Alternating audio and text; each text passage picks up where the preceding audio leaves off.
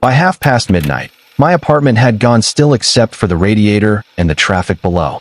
I was at the table by the window with a legal pad, a cold cup of coffee, and a stack of photocopied statements from a robbery in Midtown that had started to come apart the moment I read them in order. Most lies still had to be typed, signed, or spoken to your face, which made them easier to respect and easier to catch. I had just circled the third contradiction in a witness timeline when the buzzer downstairs sounded through the intercom. I let it ring twice before I crossed the room. Nobody came to my building that late by mistake, and nobody I trusted came without calling first. I pressed the talk button and said, "Yes?" For a second, there was only street noise and breathing. Then the line went dead. 10 seconds later, someone knocked on my apartment door. 3 strikes. Not loud, not hurried, and not the kind a drunk makes when he wants the wrong apartment to forgive him. I stood there long enough to hear whether he shifted his weight, leaned on the frame, or changed his mind, but the hall stayed quiet. When I opened the door, the man outside looked as though he had been walking for a long time and had only just decided to stop. He was in a dark overcoat gone wet at the hem, with city grit on the cuffs and one collar point folded under, as if he had fixed it more than once and never gotten it right. He was younger than I first took him for, maybe 30, but his face had the drawn look of a man who had not been sleeping properly for weeks. He said, "Detective Harker?" and kept his eyes on mine as if he had practiced that line on the way over. "I am," I said. "Who are you?" He swallowed once before answering. "My name is Evan Vale. I'm sorry to come here like this, but I need help, and I didn't know where else to go." He glanced once down the hall behind him, then back at me. "I've been knocking on doors for the last hour, and yours is the first one I stayed at." That was enough to get him inside, though not enough to make me trust him. I stepped aside, closed the door after him, and slid the chain across. He stayed near the entry rug until I pointed at the chair by the window, and even then he sat on the edge instead of using the back. I remained standing. "Start again," I said. "Name, address, occupation, and why you thought a homicide detective on the Upper West Side was your best option after midnight."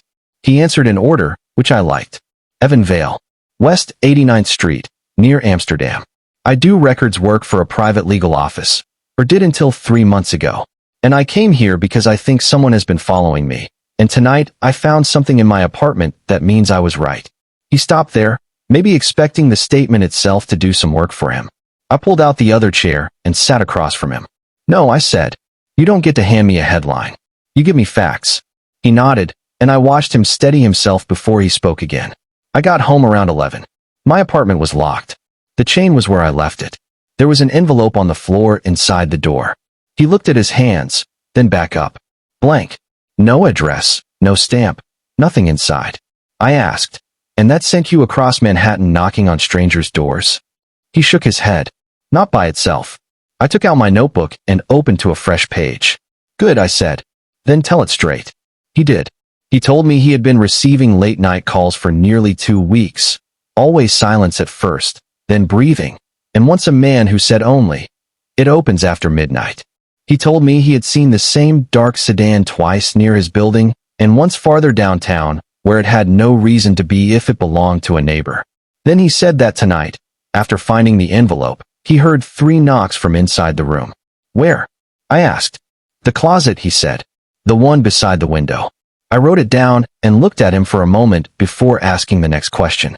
"Did you open it?" He said yes. "And?" He drew a breath through his nose.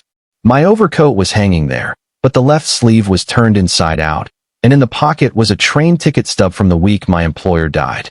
That moved the case from nerves to contact. Employer's name: Gideon Strada.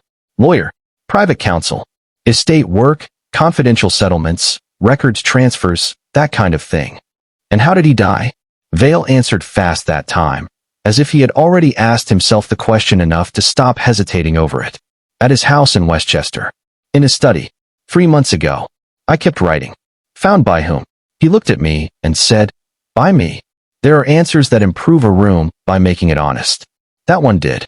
I asked him what time, who else was called, whether police responded, whether the death was ruled suspicious, and whether his name had gone into the file. He answered each question without wandering. He arrived just after noon with papers Strada had requested the night before. He found Strada slumped behind the desk. He called 911 from the house phone. County police came, then a doctor, then a partner from the office. The death was written off as cardiac failure, and his name was in the report as the employee who found the body. Why are you afraid now? 3 months later, I asked. He looked tired, but not confused. Because the week before he died, Strada told me that if anything happened to him, the responsibility would pass where it belonged. I let that sit for a second. Did he say blame or responsibility? Bill thought about it. Responsibility, he said. I remember because it sounded worse. That was a useful answer, and I marked it. I stood up and went to the kitchen for fresh coffee, more to make him wait than because I wanted any. From there I could see his shoes under the table. The right sole was worn badly at the outside edge, and there was pale dust dried into the seam above the heel. Not street dust, finer than that, maybe plaster or old paper grit. When I came back, I set the mug down in front of him and said, "Tell me exactly how you got here." He gave me a route from memory, block by block, with enough detail to sound real. He had headed north first, then west, then doubled back east. He rang at buildings with lit vestibules and knocked only where he thought someone might still answer. "You said mine was the first door you stayed at," I said. "Why this one?" That stopped him. It was the first question that did. He looked past me toward the bookshelves and then at the notepad in my hand. "Because when I got to the corner," he said, "I knew your name." I asked him how. I saw it once in Strada's office, written on a piece of paper he shouldn't have had. That was when the phone rang. I picked it up on the second ring and kept my eyes on Vale while I listened. It was Flynn. She said a patrol unit had flagged a man on the west side ringing buzzers, walking away before anyone answered, then cutting east without any clear destination. I said, "He's here." There was a short pause. Then Flynn said, "Good. Ask him why he skipped the precinct and came to you." I said, "I already did." Flynn answered, "Ask better," and hung up. I set the receiver down and looked at Vale again. "You heard that?" He nodded. "Good," I said. "Then we do this properly. You're staying here until morning, but before that you're going to give me one full statement without skipping names, dates, or places." He looked at the locked door, then back at me. "And if I don't?" I closed the notebook and said, "Then Flynn gets here, and she asks you the same questions after deciding what you're leaving out." He gave a tired nod, and for the first time since he arrived, I thought he might actually be ready to tell the truth in the right order. Outside, a cab hissed through rain on the avenue. Somewhere in the building a pipe knocked once, and then fell silent. I turned to a clean page, wrote his name at the top, and said, "Start with Gideon Strada? This time don't summarize. Tell me what happened." Vale started talking before Flynn arrived, which was what I wanted. People tell the truth differently when they think the room will stay the same. Once a second investigator walks in, the performance changes, even if they don't mean it to. I kept my notebook open and let him hear the scratch of the pen after each answer. "Start with Strada," I said. "Not the death. The office." Vale nodded once and looked at the coffee without touching it. "The firm was small on paper," he said. 3 rooms, 1 receptionist, 2 associates who came and went, and Strada in the back office behind frosted glass. Most of the work looked ordinary if you only saw the labels. Estates, settlements, probate disputes, document review. Then the office emptied out after 6, and the real clients came in. "What kind of clients?" I asked. "Men who didn't want receipts," he said.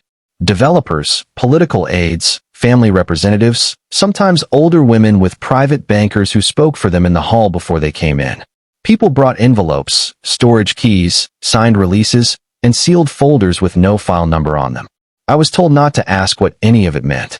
I wrote that down and asked, "Did you ask anyway?" He looked at me. "Once." "What happened?" I said. Vale shifted in the chair and finally took a sip of the coffee. Strada called me into his office the next morning and asked whether curiosity had improved my salary. I said no. He asked whether it had improved my future. I said I didn't know. Then he told me that in his line of work a man was measured less by what he discovered than by what he could carry without speaking. He gave a dry smile that went nowhere. After that, I learned faster. "Did he trust you, or just use you?" I asked. Vale thought about it longer than he needed to if the answer were simple. "At first I thought it was trust," he said. "Then I started getting jobs no one else in the office got. Late deliveries, pickups from records rooms, courthouse drops that bypassed the clerk's desk and went through side offices. He'd hand me something and say I was reliable, Then he'd leave me just enough in the dark to make me careful. I said, "That's not trust." Vale nodded. "I know that now." I turned the page and changed direction. "Tell me about the week before he died." Vale put the mug down and laced his fingers together. "He was distracted," he said. "More than usual. He'd stop in the middle of dictation and stare at the wall like he was listening to someone in the next room. Twice he asked me whether I had ever been to his house north of the city, though he knew I had. Then one night, after everyone else left, he called me back into his office and asked whether I understood the difference between holding a file and inheriting one. I said, "What did you tell him?" Vale answered, "That files don't get inherited. People do." That answer got my attention. "And what did he say to that?" Vale looked down at his hands. He said, "Exactly." I let the silence work a little before I asked the next question. "When did he say the line about responsibility?" Vale didn't hesitate this time. "The day after that." I brought in a sealed packet from downtown and found him alone with the office door shut. He signed for it, put it in the desk drawer, and said that if anything happened to him, the responsibility would pass where it belonged. I asked what that meant. He said I would understand when I had to. The buzzer downstairs sounded again. Vale stopped talking and looked at the door, but I didn't. I crossed the room, hit the intercom, and heard Flynn say, "Open it." I buzzed her in and went back to the table without comment. "Keep going," I said to Vale. From the packet. He blinked once, maybe surprised I wasn't waiting for her, then continued. After that he started sending me out of the office for things that made no sense. A document pickup on a day when nothing had been filed. A trip to a storage room where the box I was meant to retrieve was already gone. A courthouse errand where the clerk acted like she knew me before I introduced myself. Flynn came in without knocking on the apartment door. She took off her coat, hung it over the chair by the wall, and looked first at me, then at Vale, then at the open notebook. "Good," she said. "He's talking." She stayed standing. I said, "He's at the week before Strada died." Flynn nodded once and said to Vale, "Then don't improve it. Just answer what he asks." Vale gave a tired nod and looked back at me, which was exactly where I wanted his attention. "Walk me through the day of the death," I said. Vale drew a breath and started in order. Strada called him at home the night before and told him to bring 2 folders and a banker's box to the house the next day before lunch. Vale arrived late morning, parked by the side drive, and used the service entrance because Strada often ignored the front bell when he was working. The house was quiet, the study door was partly open, and Strada was already dead when he stepped inside. "What did you see first?" I asked. "The chair," Vale said. It was turned slightly away from the desk, not straight. Then his hand near the blotter. Then the ink bottle on its side. I asked, "Anything missing?" He looked at me sharply. "Yes." The drawer on the right side of the desk was open. "Had you seen inside it before?" "Only once, from a distance." "What was in it?" "A brass key and a black notebook." Flynn spoke for the first time since sitting down. "Which bothered you more to see missing?" Vale turned toward her. "The key," he said. The notebook meant records. The key meant access. Flynn nodded and leaned back. "Good," she said. "That matters." She didn't say anything else, which helped. Her silence kept the room clean. I asked, "What did the police make of the scene?" Vale answered at once. "Heart failure." They asked about medications, stress, family history, whether he drank, whether he had enemies. I said I didn't know about enemies. I said, "Did you lie?" He met my eyes. "Yes." I wrote that down and asked, "Why?" He said, "Because by then I knew he was afraid of someone, and I didn't want my name fixed to his fear." "That was your first mistake," I said. Vale gave a small, humorless nod. "I know." I kept going.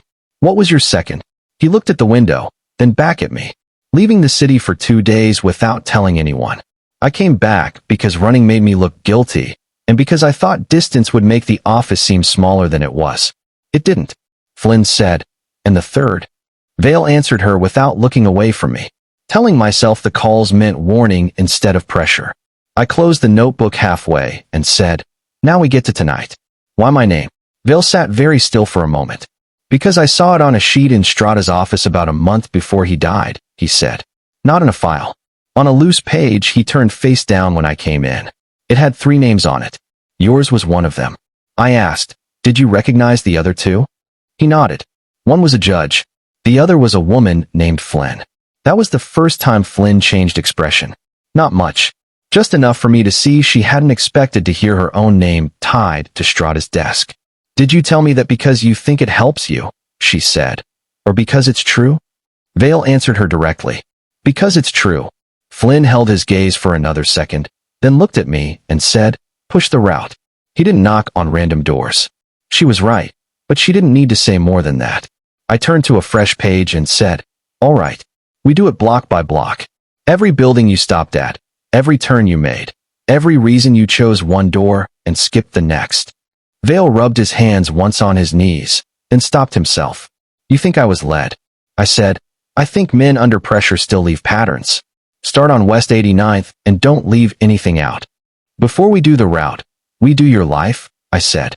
Vale was still holding the water glass Flynn had given him, though he had stopped drinking from it. "Do you live alone? And who has a key to your place besides you?" "I live alone. The super has one key, or says he does, and I have the other."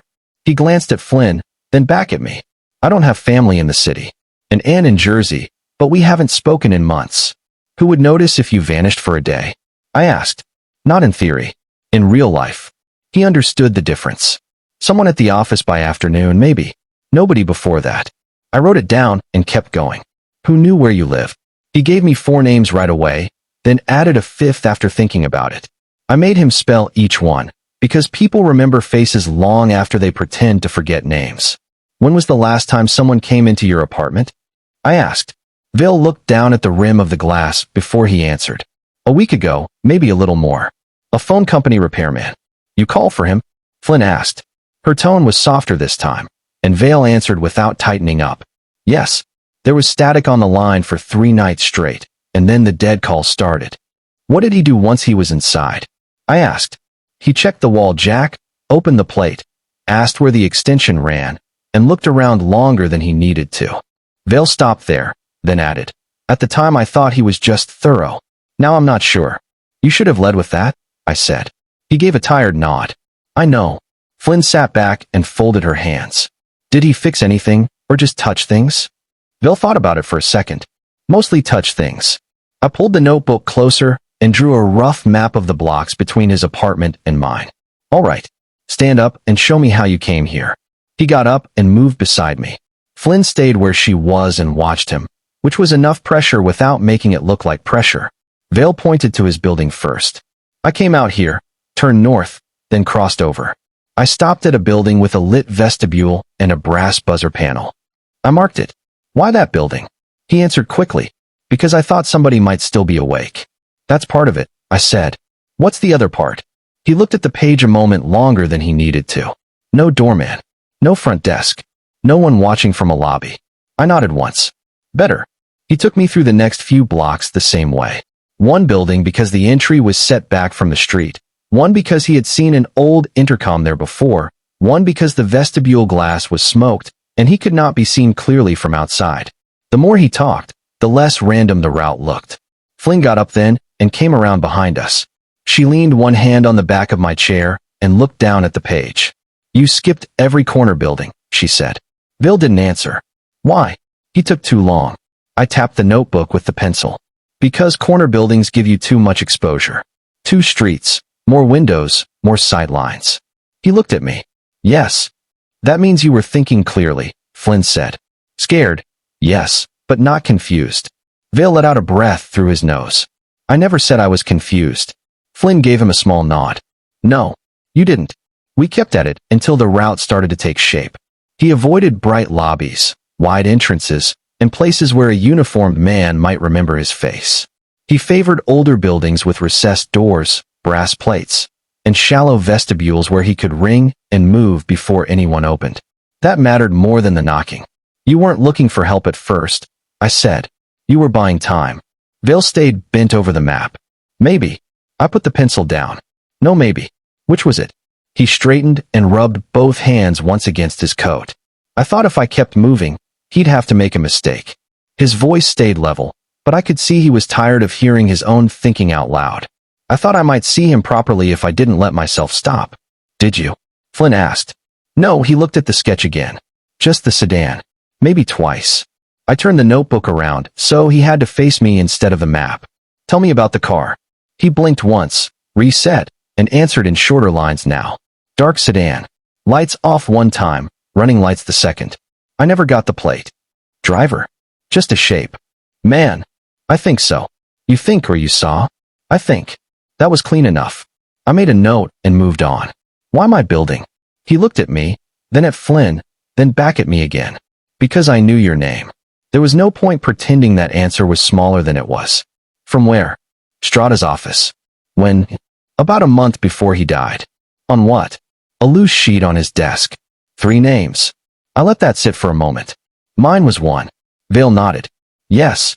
Flynn spoke without changing expression. The other 2. He answered her directly. One was a judge. The other was Flynn. That was the first moment in the interview where the room changed and everybody felt it.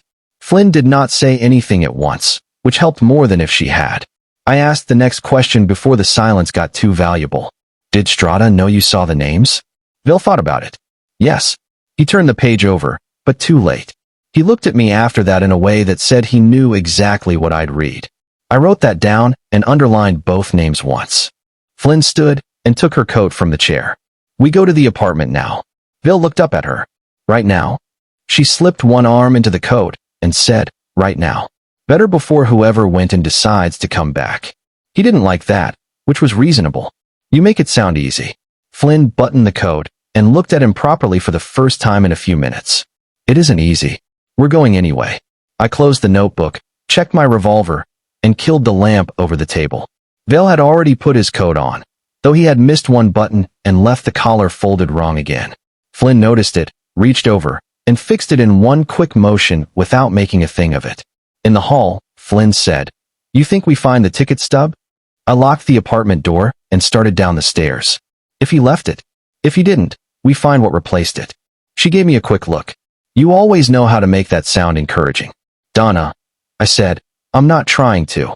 Vale's building was a narrow walk-up with a locked outer door, a dim vestibule, and mailboxes that had been opened and repainted too many times. I checked the front lock before we went in. There were no fresh prime marks, but the brass around the cylinder was polished in a clean half-circle that did not match the rest of the plate. Super live here? I asked. Vale nodded. Basement rear. I rang the bell beside the stairwell door and waited until a heavy man in a t-shirt and work pants came up from below with a flashlight in one hand and a cigarette tucked behind his ear. He looked at my badge, then at Vale, and knew enough not to ask for the whole story at once. Something wrong, he said. Maybe, I said. You been in his apartment tonight? He shook his head. No. Last time was 2 weeks ago for a radiator leak. You got one key, or more than one. One master, one office copy in the lockbox downstairs. Who can touch the lockbox? Me and my brother. Your brother here tonight? No. Flynn asked the next part, and her voice softened without losing shape. Did anyone ask for Vale by name in the last few days? Delivery, repair, phone company, anybody. The super scratched his jaw and thought about it. Phone man last week. Said there was line trouble in the building. Didn't seem right to me, but he had the jacket and the badge. Color of the jacket? I asked. Gray. Company van. Didn't see one. What time? Afternoon. Around 3, maybe a little after. You let him in? He buzzed 2 apartments first. Then I opened the inner door. That was enough for the moment. I had him come up with us and unlock Vale's place while I washed his hands and the door at the same time. The lock turned cleanly. The chain was hanging inside where Vale said he had left it, and that mattered more than the outer lock. I stopped him at the threshold. Nobody touched anything yet. Vale stayed behind me. Flynn moved to the side of the hall so she could see the whole room without stepping into it. The apartment was small enough to read quickly. Bed against one wall, table by the window, narrow closet, television, kitchenette, no sign of a fight. But someone had been in the room with time to spare. A chair by the table had been moved half a foot and set back badly, and the ashtray on the windowsill held one cigarette, but though Vale had told me he didn't smoke. You smoke now? I asked. No, ever? Not in years. You had anyone here who does? No. I took out a handkerchief, lifted the butt, and looked at the filter. Lipstick. Pale, almost colorless, but there. Flynn saw it from where she stood and said, That wasn't left by the phone man. Vale stared at the cigarette as if it had no right to be in his room. Who's been in here besides workmen? I asked. No one recently. He stopped, then corrected himself. No one I invited. That was better, and I gave him credit for it with a nod instead of a speech. The closet stood half open. Inside, 3 shirts, 2 jackets, 1 winter coat, shoes on the floor, nothing dramatic. I looked at the winter coat first. The left sleeve was no longer inside out. Vale saw that too and said, "It was wrong before." "I know it was." "I believe you," I said. "Tell me what pocket held the ticket." "The inside right." "You touch anything after that?" "No." I backed out and left. "You locked the door behind you?" "Yes." I checked the pocket. Empty. Then I checked the lining with both hands and found a cut seam near the hem, small and neat, and old enough that it had not been made tonight. "You know about this?" I asked. Vale came a step closer and looked down. "No." Flynn came in then. She didn't crowd him. She just stood beside the bed and said, "Think before you answer. Did Strada ever give you anything to carry in your clothes instead of your briefcase?" Vale looked at the slit in the lining and shook his head once. "Not that I knew of." Flynn nodded. "All right. Then somebody used you as storage without telling you." I searched the rest of the coat and found nothing. Then I moved to the table by the window. The blank envelope was still there, exactly where Vale said he had dropped it, but it was no longer empty. A folded slip of paper sat inside, clean and square as if it had been placed there after he ran. I opened it. For typed words. "You took too long north." Vale read it over my shoulder and went still. Flynn took the note from my hand and looked at the type. "Same machine as the envelope?" she asked. "No way to tell from the envelope," I said. "But it's old ribbon, uneven strike on the O and the R." She handed it back. "Good. Then whoever did this likes typewriters more than printers, or doesn't want the office traced." I turned to Vale. "Who uses a typewriter around Strada's office?" "Him. Sometimes one of the associates for formal copies. There was also one in the records room." "At the house?" "Yes." "In his study?" "Yes." That tightened things. I looked around the apartment again, slower this time. Whoever entered had not come for valuables, hadn't bothered hiding the cigarette, and had taken time to add a note after Vale ran. That meant message first, search second, theft maybe third. I asked the super, "Anybody on this floor hear anything tonight?" He shook his head. "Woman in 3A is deaf in one ear and sleeps with the TV on. Guy across the hall works nights." Flynn said, "Wake the woman anyway." She was older, annoyed, and wearing a robe over a Mets t-shirt. She told us she had heard the apartment door earlier, then voices in the hall, then footsteps, but no argument. "Man or woman?" I asked. She frowned and thought about it. "Woman's heels first. Then a man later, maybe. Hard to tell through the set." That matched the cigarette better than I liked. Back in Vale's room, Flynn sat him down while I went through the desk drawers. She kept her voice low, and I let it stay that way because he was giving her cleaner answers than he gave when he thought every question was a test. "Did Strada ever send a woman to the house when you were there?" she asked. Vale nodded after a moment. "Once. Maybe twice. Never introduced." Flynn asked, "Same perfume as the cigarette?" He looked surprised. "I don't know." "Then don't guess," she said. "Just remember. I found the next useful thing in the wastebasket by the desk. Not the ticket stub. A torn corner of thick paper with part of a raised seal and the letters, Chester County. I held it up. "You throw this out." Vale looked at it and shook his head. "No." I turned it over. On the blank side, in pencil, somebody had written a time, 11:30. "That means tonight or tomorrow," Flynn said. "Or it meant last week." I said. "If it meant last week, they wouldn't leave it. Maybe they had no reason to take it." She looked at me. "Adrian, you know better than that." She was right, and I didn't enjoy hearing it in that tone because it meant she knew I already agreed. I put the paper in my notebook and checked the closet shelf. That was where I found the train stub, not in the coat pocket, but inside an old shoe box under tax forms and utility bills. Someone had moved it. Someone wanted Vale to miss it the first time and find it only after he came back with us, or else wanted us to find it before he did. I held it up. Metro North. Northbound. Date stamped from the week Strada died. The destination was still clear enough to read. A station less than 15 minutes from Strada's house. Vale looked at it and sat down harder on the edge of the bed. "That wasn't there before." "I know. You can't know that." "Yes, I can. If you found that in the box, you would have told me about the box." Flynn reached down and set a hand lightly on his shoulder, just for a second. Breathe, she said. Nobody's saying you planted it. He looked at her, then at me. I didn't. I know, I said. I took one more pass through the apartment and came back to the same answer. Whoever was in this room had come for control, not panic. The note pointed north, the ticket pointed north, and the torn county paper pointed north again. I closed the notebook and looked at Vale. You're coming with us in the morning. He didn't ask where. He already knew. Flynn stood, picked up her coat from the chair, and said, "Get what you need for one night. No suitcase. One bag." Vale rose slowly and went to the dresser. While he packed, Flynn stepped closer and lowered her voice. "You think the house, don't you?" I nodded. "Yes." She glanced at the train stub in my hand. "Good. Because if they want him back there, I want to know what they think he left behind." When Vale zipped the bag shut, I took a last look at the room and turned off the television. The apartment went quiet at once. I handed the super my card, told him to call if anybody came asking for Vale or tried the lockbox, and walked the two of them downstairs. At the curb, Flynn said, "You going to tell me why Strata had both our names?" I unlocked the car and put Vale in the back. "Soon as I know." She gave me a look I knew well. "That answer gets worse every time you use it." "Donna," I said, "that's because you keep asking better questions." I asked the super, "Anybody on this floor hear anything tonight?" He shook his head. "Woman in 3A is deaf in one ear and sleeps with the TV on. Guy across the hall works nights." Flynn said, "Wake the woman anyway." She was older, annoyed, and wearing a robe over a Mets t-shirt. She told us she had heard the apartment door earlier, then voices in the hall, then footsteps, but no argument. "Man or woman?" I asked. She frowned and thought about it. "Woman's heels first. Then a man later, maybe. Hard to tell through the set." That matched the cigarette better than I liked. Back in Vale's room, Flynn sat him down while I went through the desk drawers.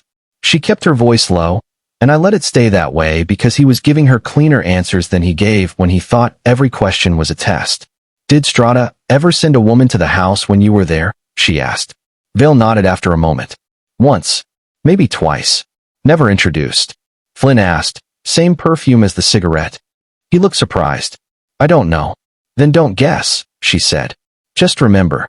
I found the next useful thing in the wastebasket by the desk. Not the ticket stub. A torn corner of thick paper with part of a raised seal and the letters, Chester County. I held it up. "You throw this out." Vale looked at it and shook his head. "No." I turned it over. On the blank side, in pencil, somebody had written a time, 11:30. "That means tonight or tomorrow," Flynn said. "Or it meant last week," I said. "If it meant last week, they wouldn't leave it. Maybe they had no reason to take it." She looked at me. "Adrian, you know better than that." She was right, and I didn't enjoy hearing it in that tone because it meant she knew I already agreed. I put the paper in my notebook and checked the closet shelf.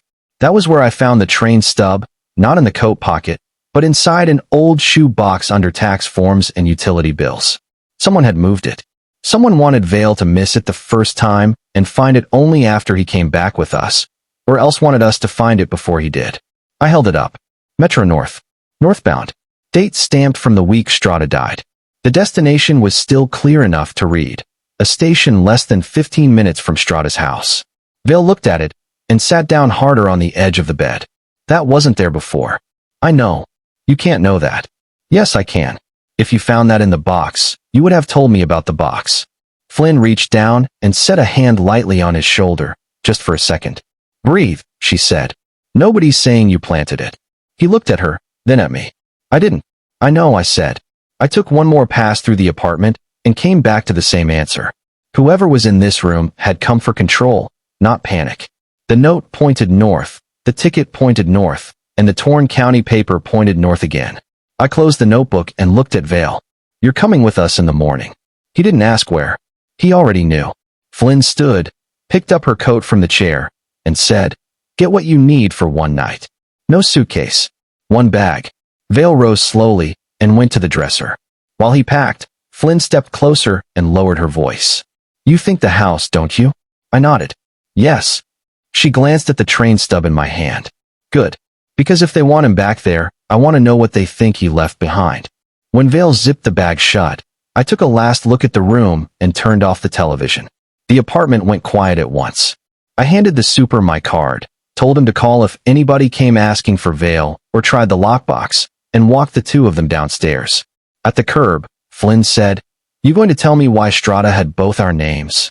I unlocked the car and put Vale in the back. Soon as I know. She gave me a look I knew well. That answer gets worse every time you use it. Donna, I said, that's because you keep asking better questions. We left before traffic got bad. Vale sat in the back with the overnight bag at his feet and said nothing for the first 20 minutes. Flynn rode beside me, one hand around a paper cup of coffee she barely touched, and every few blocks she looked back at him to make sure he was still with us and not disappearing into his own head. I let the silence hold until we cleared the city. Then I said, "We do this properly before we get there. Last chance to remember something useful on the way instead of after we're standing in the room." Vale leaned forward a little. "I've told you what I know." "No," I said. "You've told me what stayed in your head. That's not always the same thing." Flynn turned in her seat and faced him. "Start simple. How many times were you at the house before the day Strata died?" Vale answered without much pause. 6, maybe 7. Always daytime. Always for work. Anybody living there besides him? No, housekeeper. Came twice a week. Not live in. I asked, neighbors close enough to see the drive? Not really.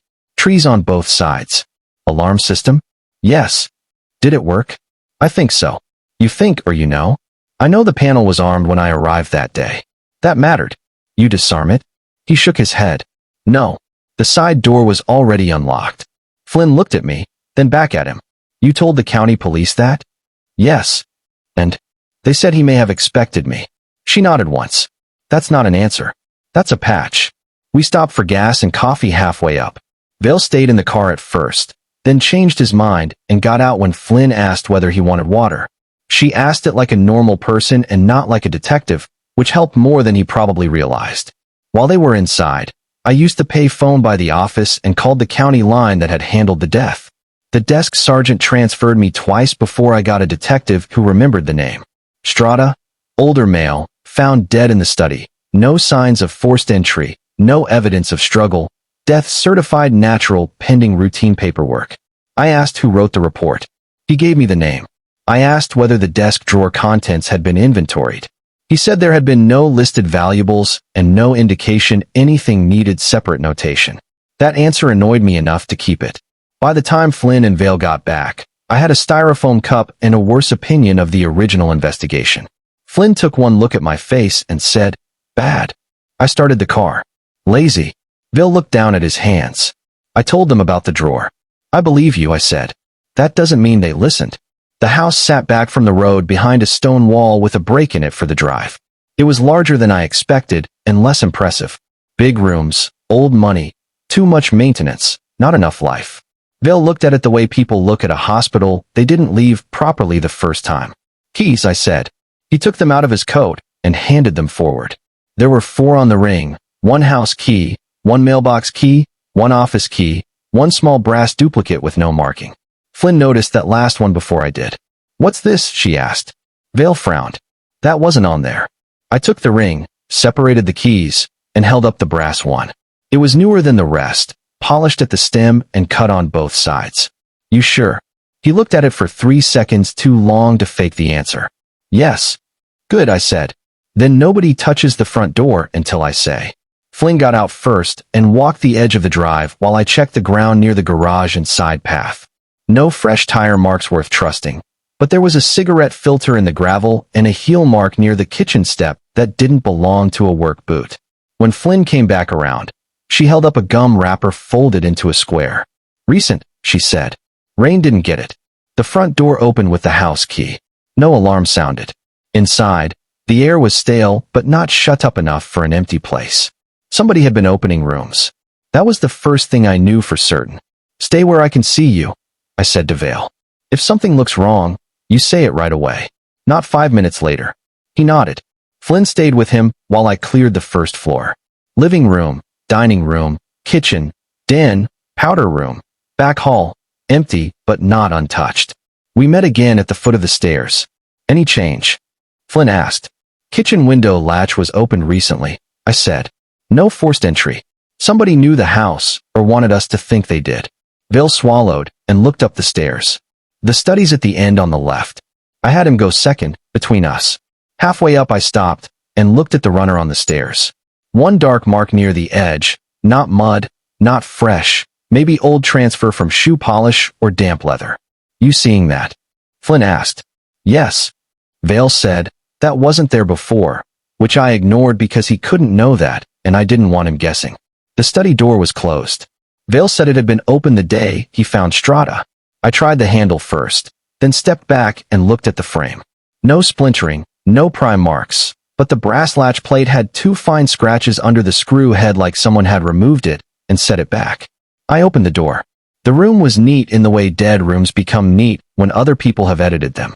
Desk in the center, books on the walls, one chair for the visitor, one behind the desk, curtains half drawn, no dust on the blotter. Flynn said, no dust anywhere that matters. She was right. The shells had it. The desk didn't. How long since anybody from the estate office came in? I asked Vale. I don't know. After the death, maybe once. Maybe never. Again, I said. That's not the same answer. He looked embarrassed and corrected himself. I never came back after the funeral. I don't know who did. That was fine. Better to get one straight line late than a vague one early. I started with the desk. Left drawer, stationery. Center drawer, pens, envelopes, bills. Right drawer, empty except for a felt tray with a rectangular clean patch, where something had sat for a long time and been removed. Notebook, Vale said quietly. Maybe, I said. Or a box. Flynn had moved to the shelves. These are legal sets, county records abstracts, property codes, estate manuals. He wanted people to think he was dull. She pulled one book halfway free and stopped. Adrian. Inside the gap behind the book was a folded sheet of paper pushed flat against the back panel. I took it out with my pen. It was a train schedule, northbound and southbound, with 3 times circled in blue ink. One from the city, one back, and one with no return match on the same line. Vale leaned in. That's from the week he died. How do you know? Because he asked me twice what the last train back was if a man missed the evening one. That was useful. Why didn't you say that before? He looked at me, tired and annoyed with himself. Because you didn't ask about trains. Flynn gave him a quick look. Fair answer. I put the schedule on the desk and checked the back of it. 2 numbers written in pencil. One was a phone number with no area code. The other looked like a box reference, maybe storage, maybe file. You recognize either? I asked. Vale shook his head. Flynn had gone to the window. Come here. I joined her. The lower latch had a clean fingerprint smear across old dust, and the sill outside held a crushed bit of white stone not found anywhere else in the room. Garden path. I asked. No, she said. Drive gravel's darker. I opened the window and leaned out. Below was the side roof over the breakfast room, then a drop to shrubs and the rear lawn. Somebody came in this way. Vale asked. Maybe went out this way. I said. Harder to manage on the way and unless they knew the house. The desk blotter was newer than the rest of the room. That bothered me enough to remove it. Underneath was bare leather, and, below that, a pressure impression faint enough to miss unless you were already looking for one. I took a pencil from the drawer, found a blank sheet, and shaded it lightly over the marks. 3 lines came up clear enough to read. For B stays in citied, Dio not move both copies the same night, that if Vale asks, send him north. Nobody spoke for a second after that. Vale was the first to break it. He wrote my name. Yes, I said. And he wrote it before he died, not after people started playing games with your apartment. Flynn looked at Vale, then at me. He was redirecting him, either protecting him or using him. I kept my eyes on the page. Both is possible. Vale sat down without asking and pressed his hands against his knees. He knew something was coming. That's why we're here, Flynn said. Her voice was steadier than the room deserved. Not to prove he was nervous. To prove what he did with it. I checked the wastebasket next. Empty. Too empty. The county police had either cleaned out evidence or somebody had done them the favor before the scene cooled. Then I checked the fireplace, which had old ash, but not much of it. Buried at the edge was a metal clasp from a file binder and half of a scorched index tab. I held it closer to the light. Can you read that? Flynn asked. Only the last part. Vale stood up again. Let me see. I gave it to him. He looked at the blackened tab and said, transfer. Then he pointed at the binder clasp. That style was from the office. We used those on temporary custody files. That gave the room a spine. Strada had burned something from the office in his own study, hidden the train schedule behind the shelf, written instructions under the blotter, and left the desk drawer patch where the notebook had been. He had either started cleaning up before he died, or someone else had cleaned around him after. I moved to the books again and checked the shelf below where Flynn found the schedule.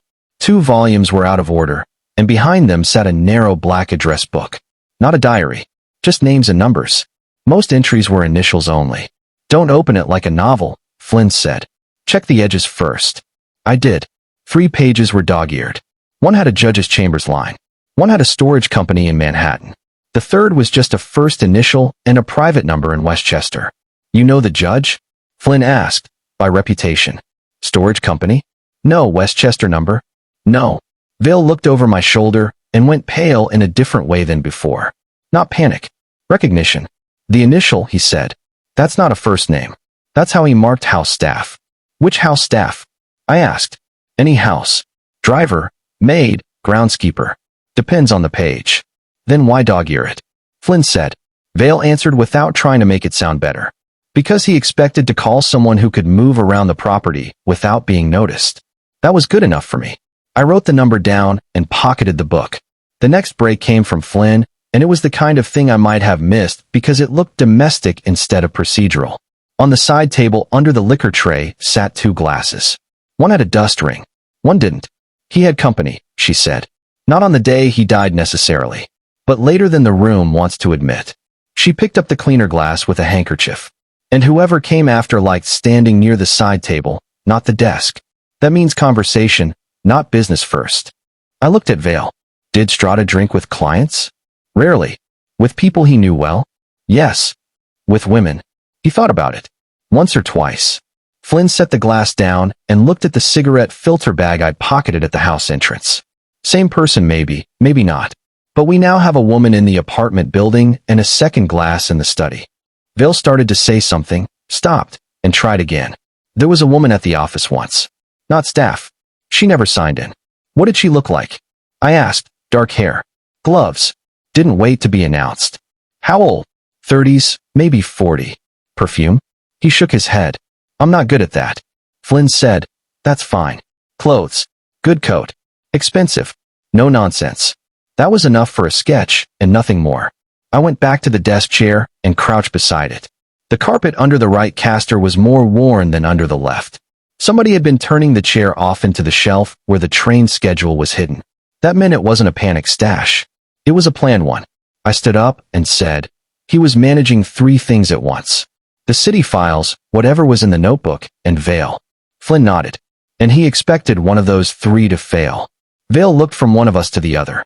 Which one? The person, I said. Always the person. He didn't like that answer, which meant it was probably the right one. Flynn came closer then and rested a hand against the back of the chair. Not him, just near enough to keep him anchored in the room with us. Listen to me. If Strada pointed you north, that means he didn't want certain questions asked in the city first. That gives Harker something to work with. It also means you were being moved, not chosen. Vale let that settle. That's supposed to help? Flynn looked at him with more patience than she'd shown all morning. A little. Being used is ugly. It's still better than being what they said you were. I checked my watch and closed the address book. We're done here for now. Vale looked around the room as if he wanted to argue with the word done, but didn't have the energy. We're just leaving? No, I said. We're taking the useful parts with us and making phone calls before anyone else knows we found them. On the way out, I had Vale lock the house himself. At the car, Flynn said, storage company first? I nodded. Then the judge. Then the Westchester number, if it's still live. She opened the passenger door, paused, and looked at me across the roof. You think Strada died natural? I think he died on schedule, I said. That's not the same thing. Vale got into the back seat and shut the door carefully, like he was trying not to disturb whatever still lived in the case. I started the engine, put the address book on the seat beside me, and drove us back toward the city. By the time we hit the highway, I had already decided the house had given us what it was meant to give. The next answers were waiting in Manhattan, and somebody there already knew we were coming. By the time we reached Manhattan, I had 3 things in my pocket that mattered and one that bothered me more than the others. The address book was useful. The train schedule was useful. The pencil impression from Strata's blotter was better than either. The brass key on Vale's ring still had no place to belong. I drove straight to the squad room instead of home. Vale came upstairs with us because I wasn't leaving him alone in a car or on a sidewalk, and because I wanted him where I could ask questions while the details from the house were still live. Flynn took the coffee pot before I asked, poured 3 cups, and slid one toward Vale, without making him thank her for it. I spread the findings across my desk and started with the address book. We do names, numbers, and dates. Nothing gets treated like atmosphere. Vale gave a tired nod. Flynn sat on the edge of the neighboring desk and looked at the train schedule again. I called the storage company first. It was in Lower Manhattan, not far from the courts, and the woman at the front desk tried to tell me records requests had to be made in writing. I gave her my shield number, the name Gideon Strata, and enough silence after that to make her fetch somebody older. The manager got on the line a minute later. He had the voice of a man who had spent years saying no for money. "We store legal archives, detective. We don't discuss clients on the phone." "Then discuss your sign-in log," I said. "Specifically who accessed Strata material in the last 10 days. That shifted him. I heard paper move and a drawer open. "There was one retrieval request," he said. "Authorized under the account, box reference 4B. Vale looked up before I did. Flynn saw it too and said nothing. "When?" I asked. "The afternoon before Mr. Strata's death." "Who signed?" "A courier release. Initials only." "What initials?" He read them off. "EV. Flynn looked at Vale, then at me. "Not him." I nodded once. "I know." Into the phone I said, "Was the box removed permanently?" "No. Reviewed on-site in the secure room and returned to shelf custody." That was interesting enough to stand up for. "Who authorized the review?" I asked. "Written release attached to account." "Signed by Strata?" A pause. "No, then by who?" "By Chambers Authority." I let that sit for one beat. "Which Chambers?" The manager gave me the name of the judge whose number was dog-eared in the address book. Vale stared at the blotter impression on my desk, as if the page might rearrange itself if he looked hard enough. I asked one more question before hanging up. "Does Box 4B have a pair?" The manager went quiet just long enough to make the answer worth hearing. "Yes. Archive cross-reference copy held under municipal transfer." I looked at Flynn. She already had the same thought. "City copy," she said. I hung up and wrote the time, the initials, and the judge's name in my notebook. "Vale, did you ever hear Strata say Chambers Authority out loud?" He nodded after a second. "Twice. Once on the phone, once in the office after hours. He said some papers didn't move through the law. They moved through permission." "That sounds like him," Flynn said. She took the address book and tapped the dog-eared judge's number. "Call now. If Chambers closed, we get the service or a residence line." I did. The call went to an answering service first, then to a clerk who should have been home but wasn't. I kept it simple. Judge Ellison authorized access to a private records box under Strata's account. The clerk didn't answer fast enough. "I can't discuss chamber business." "Then discuss whether that sentence scared you," I said. He breathed once into the line. "The judge didn't sign anything personally." "Who did?" Another pause. "A special review order came through on internal letterhead." "By who?" He said he didn't know.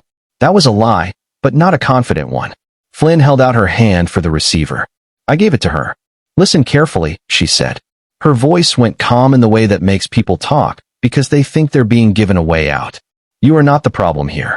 You're the clerk standing nearest it. So tell me whether the order came from Chambers, or whether Chambers was used to dress up something from outside." The answer came fast after that. "Outside," he said, "but routed through us." There was pressure. Flynn kept the tone even. "Who delivered it?" "A woman. Dark coat. Gloves." Knew where the file desk was before I told her. Vale closed his eyes for a second, and then opened them again. I took the receiver back. "Name." The clerk hesitated. "She signed Voss." That was enough for now. I thanked him without meaning it, and hung up. Vale looked from me to Flynn. "You know her?" "No," I said. "But now we know she's real." Flynn slid my cup closer because I had forgotten it was there. "Storage company next," she said. "In person." We took Vale with us. I asked on the drive whether he wanted to stay in the car when we got there. He shook his head. "No. If my name's in this, I want to see it." Flynn turned halfway toward him and said, "If it gets bad in there, say so before you go quiet." He gave her a short nod. "All right." The storage company was on a side street in a building that had once held textiles and now held paper more securely than most banks held cash. The lobby was narrow, the elevator old, and the secure floor had 2 cameras, a steel desk, and a receptionist who recognized my name from the morning call and hated that she did. The manager met us in a records room with metal shelving and boxed files stacked to the ceiling. He was trim, careful, and wore cuff links to work around cardboard.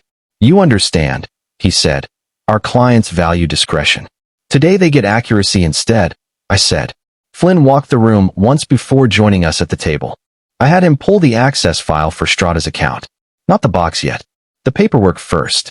He brought a folder with carbon copies, release slips, and signature cards. The first useful thing was a withdrawal sheet signed Ivas in a hand that pressed hard and finished fast. The second was better. Attached behind it was the review request. It was on judicial letterhead, but the type alignment was wrong, the margin on the left too narrow, the seal impressed too high.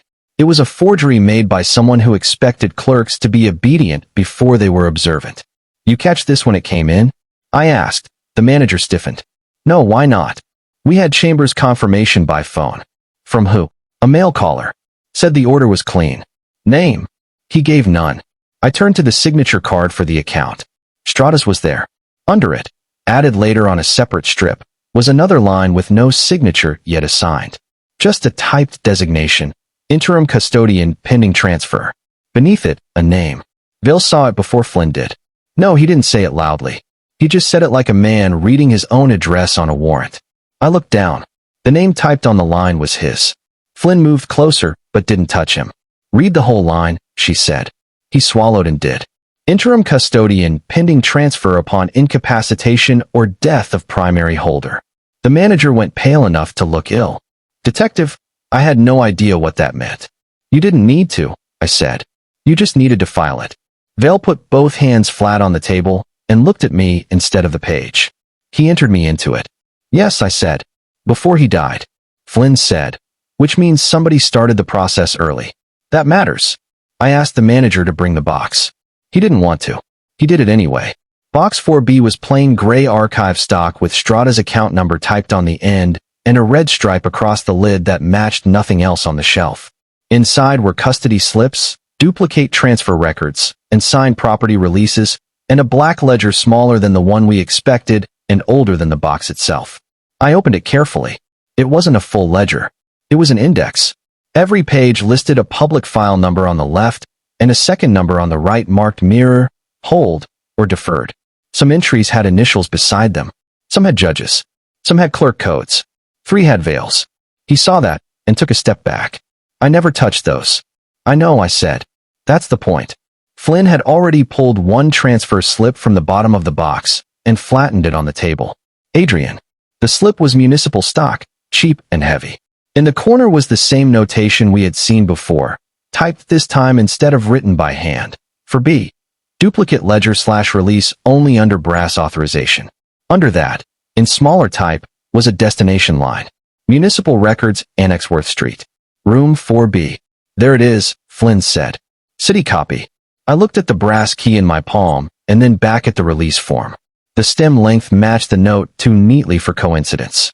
"Show me every use of the phrase brass authorization in this account," I said. The manager went to another drawer and came back with a binder of old procedures. Most of it was nonsense built to sound formal. One line mattered.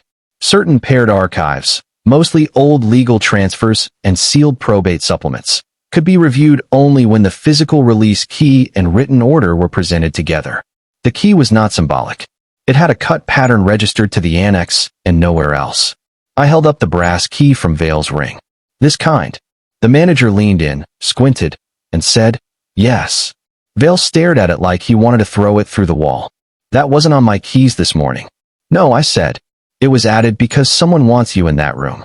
Flynn looked at the forged order, then at the typed designation with Vale's name.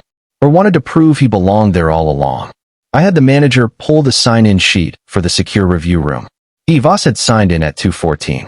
She had left at 3:02. Under purpose of review, she had written verification only. People lie most clearly when they believe the form will protect them. Then I found the piece that tied the whole thing down.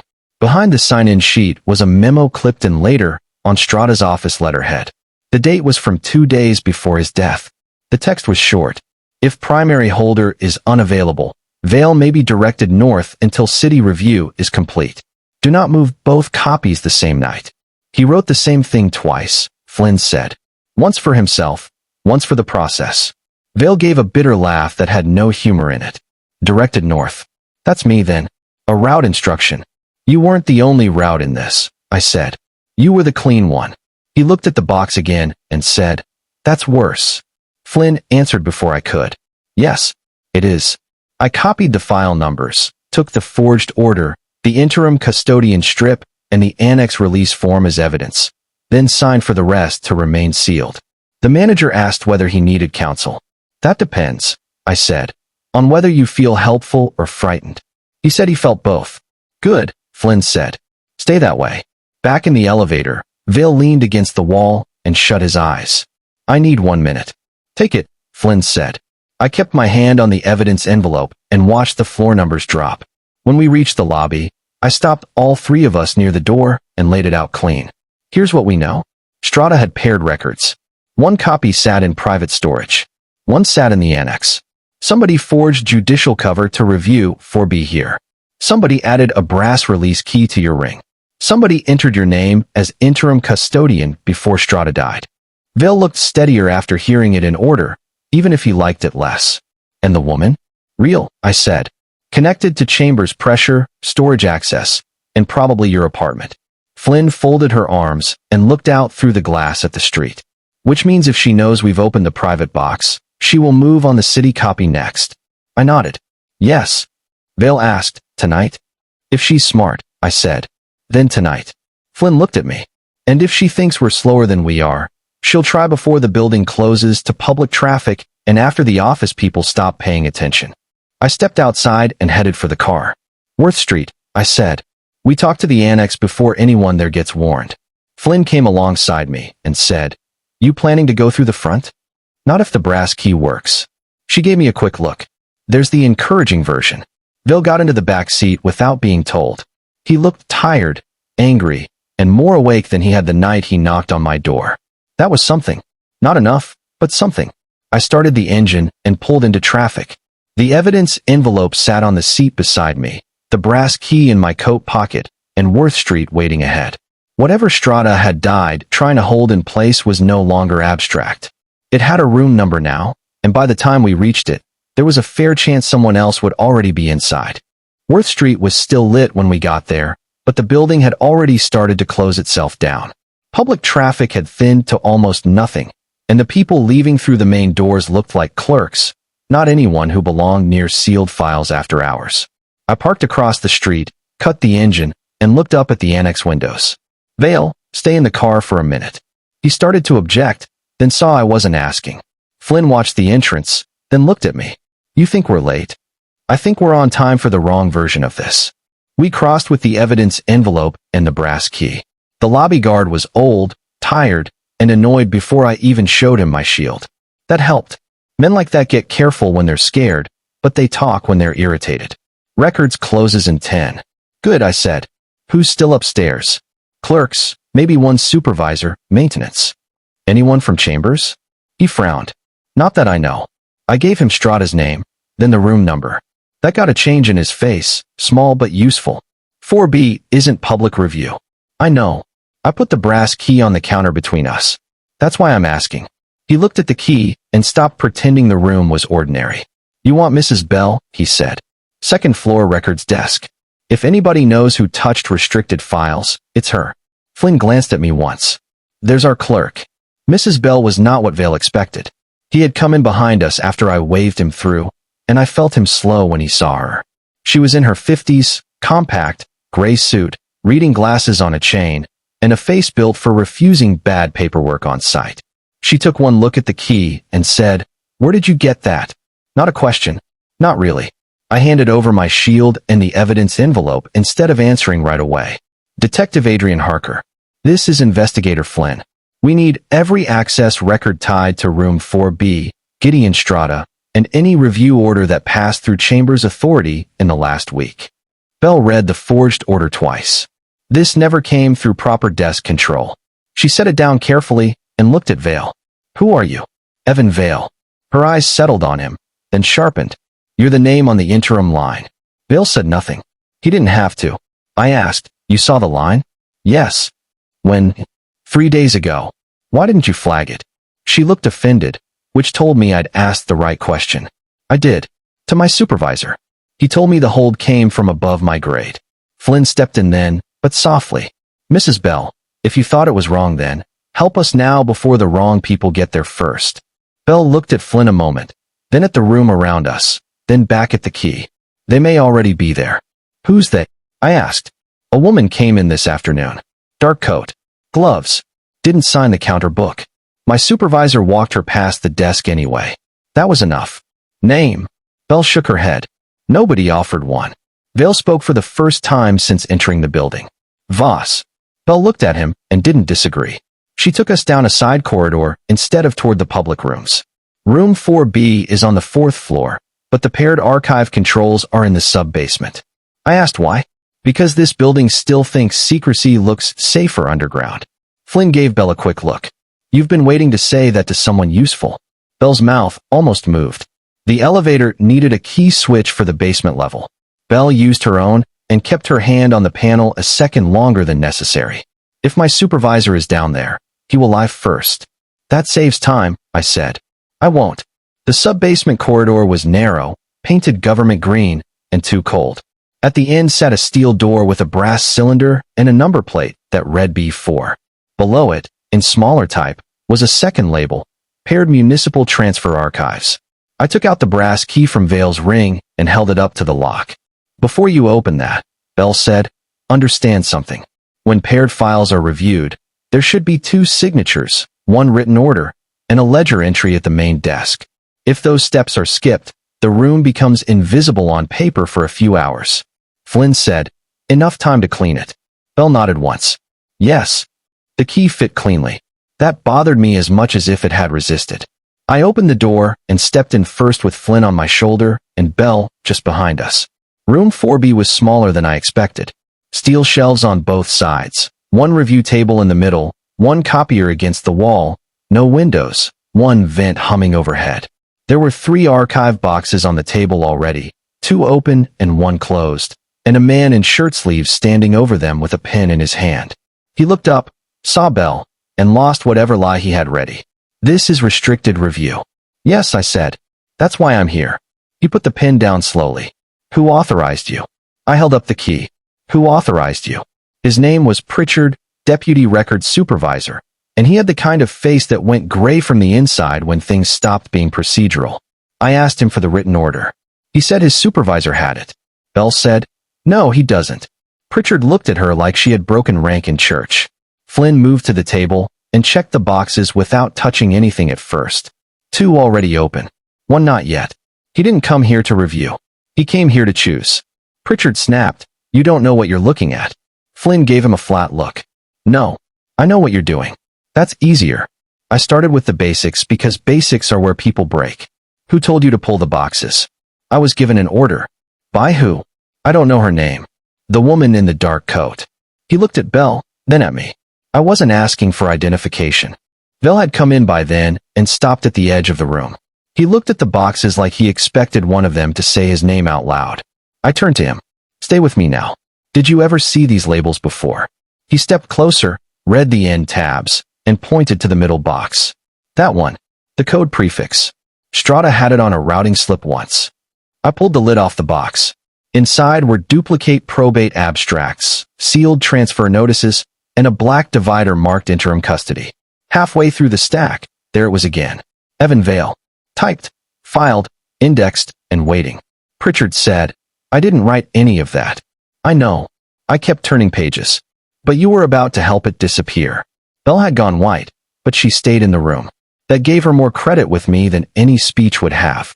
Flynn found the real break 2 folders later. Adrian. She slid a form across the table. It was a transfer acknowledgement prepared but not executed, with 3 blanks left open.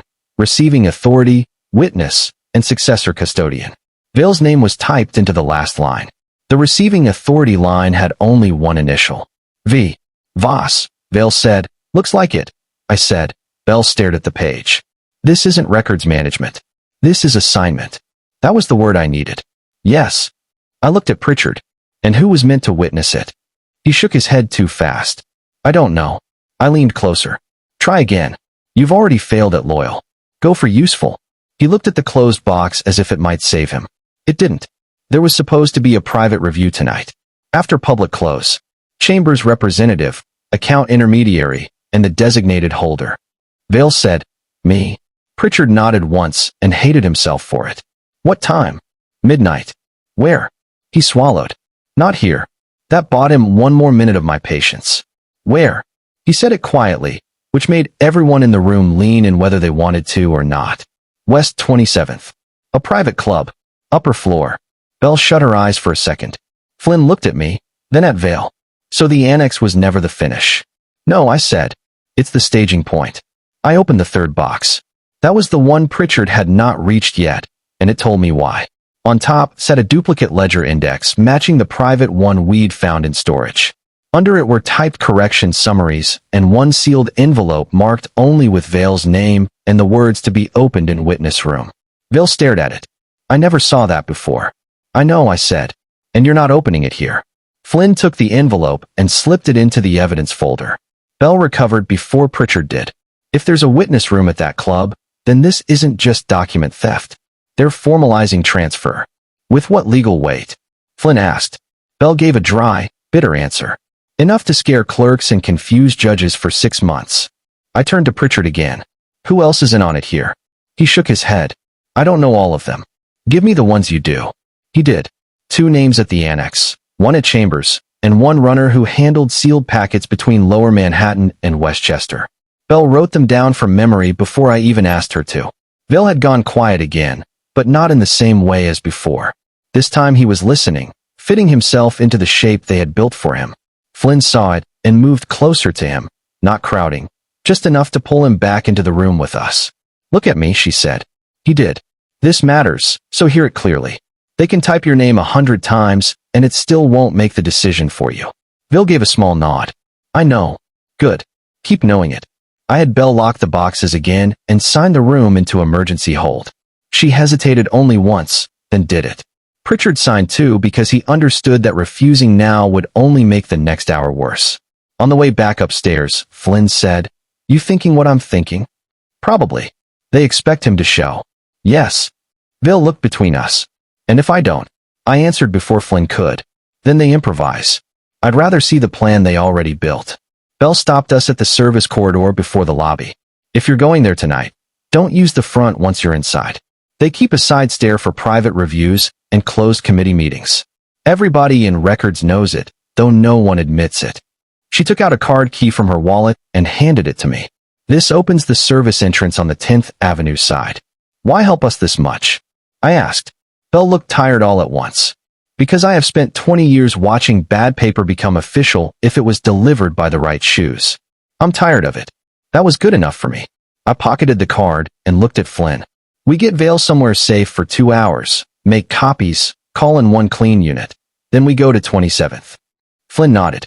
And if Voss changes the site? Then she does it late.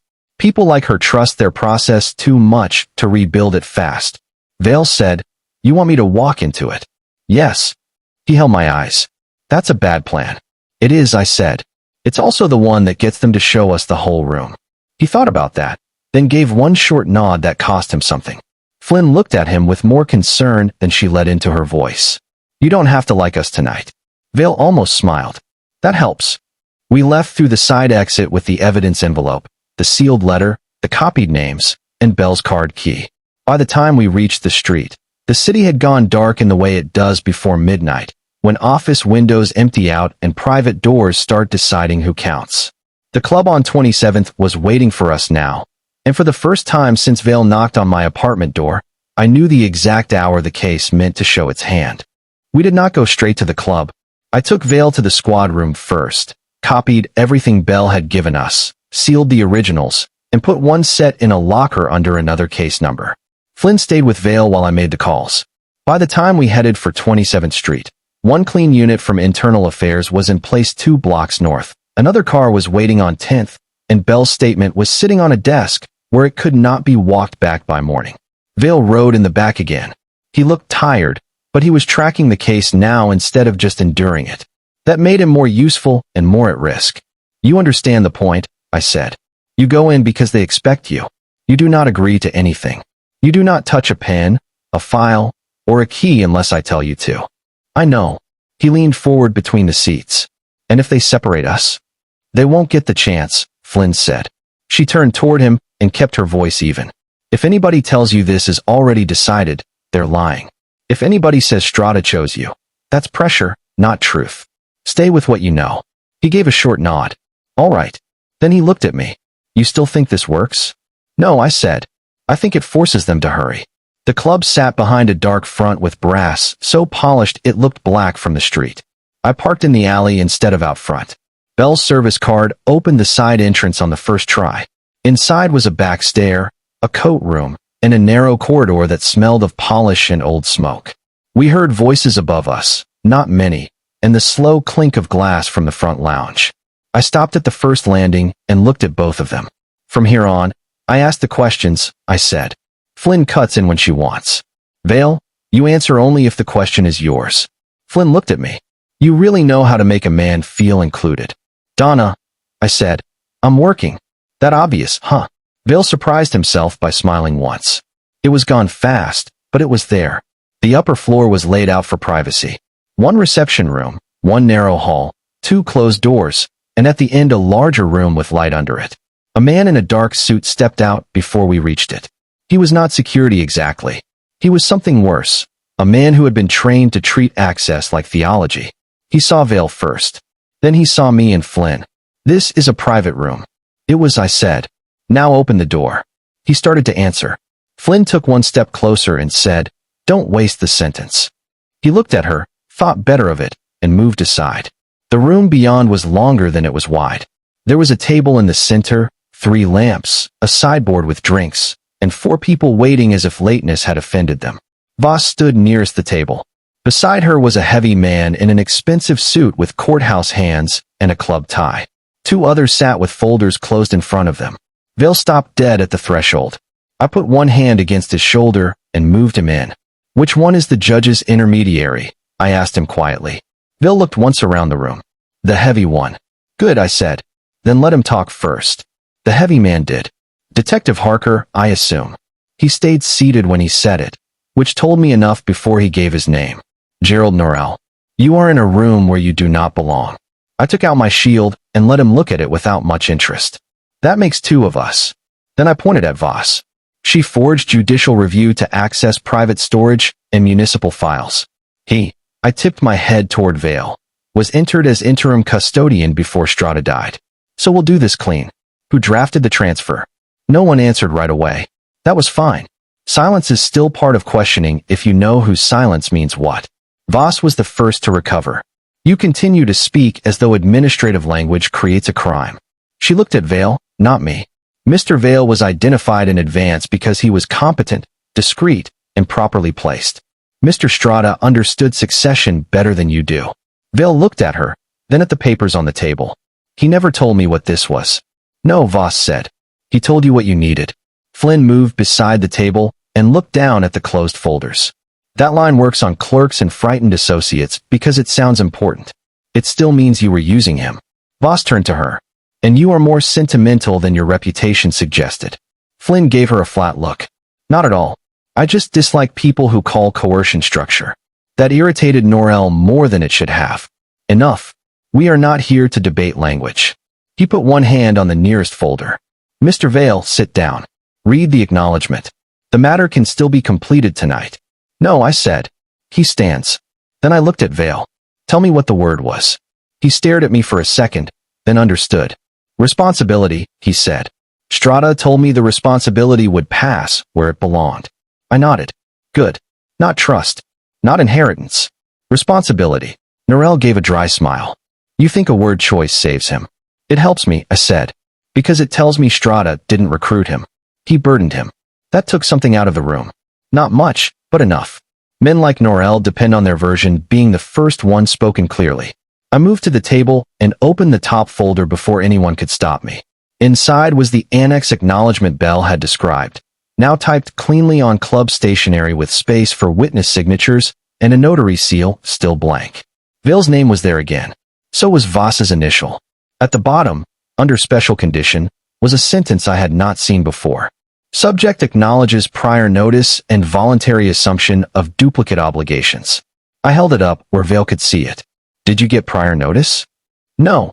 Did you voluntarily assume anything? No. Then this is false before the ink is dry. One of the men at the far end shifted in his chair. Not Voss. Not Norell. The quieter one. I turned to him. You read that before I did? I asked. He nodded once. You a lawyer? Yes. You drafted? No. Did you tell them it was bad? I asked. He looked at Voss, then at Norell. Flynn saw it, and cut in before he could lie. That look means yes. The man swallowed. I said the language was vulnerable. That's lawyer for false, I said. Who are you? Martin K. You here as counsel? Observer. No such thing tonight, I said. You're either part of it, or a witness. That got his attention. I pointed at the empty chair near the wall. Move there, and keep your hands where I can see them. Voss did not like losing him. This performance may satisfy your need for motion, detective, but the file structure will survive you. She tapped the papers on the table. The city runs on designated holders, shadow reviews, duplicate chains, and people willing to carry what others cannot. Vale answered before I could stop him. Then why hide it from me? Voss looked at him like a teacher disappointed by a slow student. Because you were never supposed to understand it all at once. Her voice stayed calm. Understanding creates refusal. Procedure creates compliance. Flynn stepped toward her. There it is. She didn't raise her voice. She didn't need to. That's the whole thing in one line. Norell stood then, finally tired of pretending the table still belonged to him.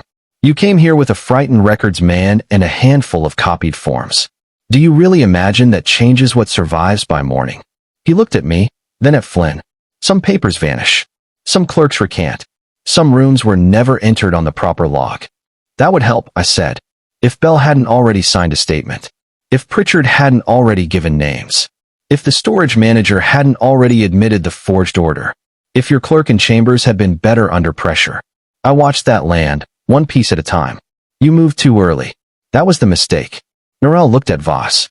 It was quick, but it was enough. She had told him the process still held. I had just shown him the seams. He reached for the folder. I caught his wrist before he got it and shoved the papers clear across the table. One lamp rocked. Vale jumped back, and the suited attendant at the door finally made his move. Flynn stepped into his path and drove a chair into his knees hard enough to fold him. The smaller lawyer flattened himself against the wall and stayed useful by staying out of the way. Voss went for the sideboard instead of the door. She pulled open a lower cabinet and came up with a slim metal case. I crossed the room before she got it open and hit her hand hard enough to send it skidding under the table. Flynn caught her by the arm and turned her into the edge of the sideboard. Easy, Flynn said, though there was nothing gentle in the grip. You're done. The metal case had a microcassette recorder inside. Not for dictation. For leverage. I picked it up, pressed rewind, and heard voices already on the tape. Strata's first. Voss's second. Vale's not at all. You were making records of the handoff? I said. Norell straightened his cuff with his free hand and tried for dignity. Insurance. For who? He didn't answer. Vale had gone very still again, but not with fear this time. He was looking at the top sheet on the floor where the acknowledgement had landed face up. Then he looked at me. Can I say something? Yes, I said. He stepped forward, close enough that everyone in the room had to look at him and nod at the paper. I'm not signing anything. I never agreed to hold anything for Strata except ordinary work. I never consented to be entered into some duplicate chain, and I never received notice of any of this before he died. His voice stayed rough, but it held. If you typed my name into your system, you did it without me. That was the sentence the room had been built to prevent. Voss knew it at once. Norell knew it half a second later. I pointed at Kay. You heard him? Yes. Say it properly. I heard him refuse. Again. I heard him refuse clearly. Good enough. I took out the cuffs and locked one wrist on Norell before he decided to rediscover bravery. Flynn had already pinned Voss's hands behind her back and kicked the fallen recorder toward me. Vale stood where he was, breathing hard, staring at the papers like they had finally started telling the truth in a language he understood. The first unit came up the stairs less than a minute later. Bell's names had done their job. So had the copies. The club attendant was on the floor. Norelle was in cuffs. Voss was furious enough to lose the last of her poise. And Kay had become very interested in describing his own limited role. When the lieutenant asked me what he was looking at, I gave him the short version. Forgery, conspiracy, unlawful records manipulation, coercive transfer attempt, and a room full of people who should have gone home earlier. He looked at the papers, the recorder, the seals, and the blank notary line. That all. For tonight, I said. The cleanup took another hour. Statements, envelopes, signatures, separate cars, and the usual small chaos that follows a room finally becoming official in the wrong way. Vale gave his statement sitting at the end of the same table where they had meant to seat him as custodian. Flynn stayed nearby, but let me run it. State your name. Evan Vale. Did you come here voluntarily tonight? No, why did you come? Because you asked me to, and because they expected me. Were you asked to assume custody of duplicate files? Yes. Did you agree? No. That was enough for the first page. It was also enough to make the rest of it hold. When we finally got back outside, the street was near empty. Vale stood on the sidewalk with his coat open and looked like a man who had not yet decided whether relief was allowed. Flynn lit a cigarette, took one drag, then changed her mind and crushed it under her heel. You all right? She asked him. No, he said. Good answer. He looked at her and gave a tired breath that almost passed for a laugh. I'm better than I was. That one too, she said. I put the evidence boxes into the trunk and shut it. Bell's statement, the annex forms, the private storage records, and the club tape will get us the first layer. After that, the city will start protecting itself. Bill looked at me. Meaning some people go down, some disappear, and some suddenly discover they were shocked all along. He nodded slowly. And Strata? I leaned against the car door for a second before answering. He knew the system was tightening. He may have built parts of it. He may also have tried to stall it at the end. Both can be true. Flynn looked at Vale, then at me. Tell him the part he actually needs. I knew what she meant. You were not chosen, I said. You were prepared. There's a difference. Vale listened and kept still. Chosen sounds like value. Prepared means they thought you would bend. He looked away toward the dark club entrance, then back at us. I didn't. No, Flynn said. You didn't. We drove downtown once more before dawn, turned over the last of the evidence, and signed the final change sheets ourselves. After that, I took Vale to a hotel under another name and paid cash from the emergency fund the department pretends not to have. Flynn handled the desk while I checked the hall and the fire stairs. At the room door, Vale said, You think they'll come after me again? Yes, I said. Just not tonight. Flynn handed him the key card and rested a hand briefly against his sleeve. Get some sleep while the city is busy lying about what happened. He looked at her, then at me. Thank you. I opened the door for him. Used the deadbolt. By the time Flynn and I got back to the car, daylight was beginning to show at the far edge of the river. She leaned her head back against the seat and shut her eyes for a second. You know, she said, most people celebrate after dismantling one private transfer conspiracy in a single night. Do they? So I'm told. I started the engine. Donna, I'll see if I can schedule it next time. That got a real smile out of her, brief but honest. Then she looked out at the street and the courthouse blocks beyond it. The bad part, she said, is this worked because they believe paper makes reality. The worst part, I said, pulling us into the empty avenue, is that most days they're right. That was the end of the room, not the end of the city. Some of the names from Strata's files led to charges, some to resignations, and some only to offices with cleaner desks and quieter phones. But the chain that had been built around Vale broke that night because he refused the language first and the papers second, and sometimes that order matters. I still think about the knock on my apartment door. At the time it looked like panic. It wasn't. It was the last useful decision a man made before other people finished arranging his choices for him.